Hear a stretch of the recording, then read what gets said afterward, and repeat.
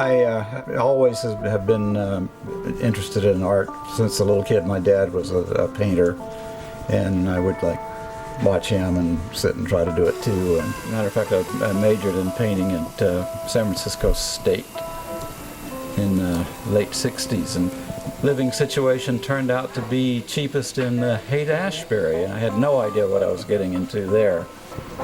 Lived right down the street from where the Grateful Dead had their house, and that was an interesting period.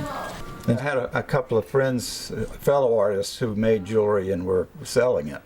So they suggested I try that, and I did. They taught me a few basic techniques, and I sat out on the street corner in front of UC Hospital, and the first day I sold practically everything I had there. So I thought, well, maybe this is something I ought to look into.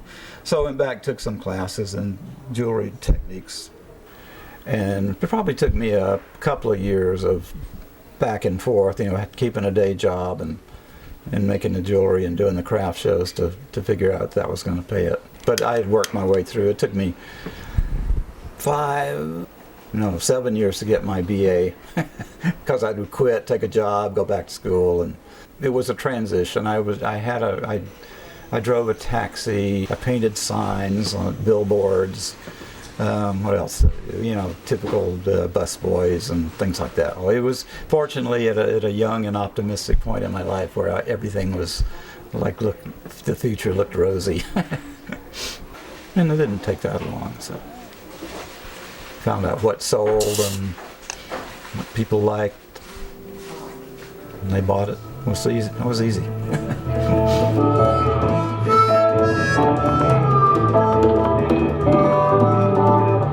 Hard part was graduating to the next level, getting off the street, getting into retail stores. I tried a stint at wholesaling to other jewelry stores, and that was a lot of work. And then I opened a little shop half a block away from where we are right now, 35 years ago. And I found out very early on I couldn't possibly make enough stuff to keep a whole store stocked. And I got to say that my partnership with Dorothy has really opened the doors for the retail part.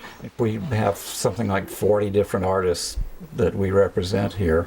Some are fairly big, sell nationally and even internationally. And we try to be choosy about what we pick, try to make it unique. And practically everything we have here is under $1,000. And for a jewelry store, as you can imagine, there's plenty of them with much more expensive stuff.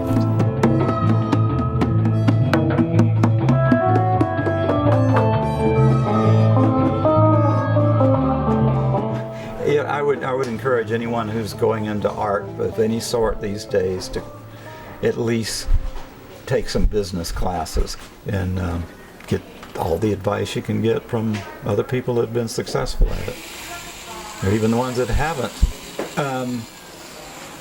Don't underprice your own work. Take your wholesale costs, including the hours it takes you to do it, multiply that by 5, then you have a wholesale price if you want to be a wholesaler. If you're going to be a retailer, you can multiply it more than that. But certain things sell better than other things. You don't want to get attached to it and say, oh no, I made a big mistake here. Just get rid of it. Have something going on all the time, have some event, an opening, or some reason to come out and have people come out and see your work. And artists have a hard time with that, generally speaking. They like to do what they like to do, and they don't like to get out and talk to people or put their wares in front of people, and that's a very important part. And I think that's probably the most important thing for an artist to do, is to promote themselves. And of course, you got YouTube and all the social network things now that are not expensive. If you know how to manipulate those things, then you can see an increase in business, really. That's when you know it's working. And if it doesn't, you try something else. It's a constant trying something else, really.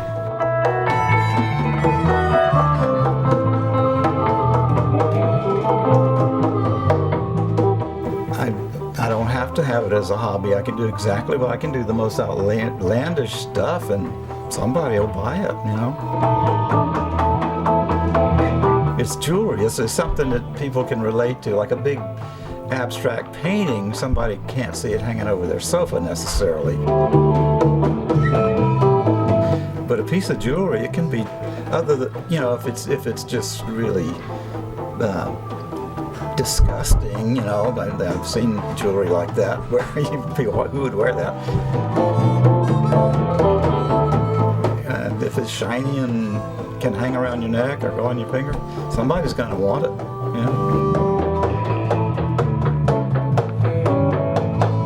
And I'd seen so many people really struggling and actually being disillusioned by the whole thing and giving it up and not even liking to do it anymore. And I didn't ever want to put myself to that extreme of where I really hated painting because it wasn't making me any money.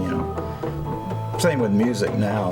I don't want to go out and pursue that. If somebody comes along and wants me to sign a recording contract, I might have to think about that, but I'm not going to pursue it. Have a way to make a living, and I'm happy doing that.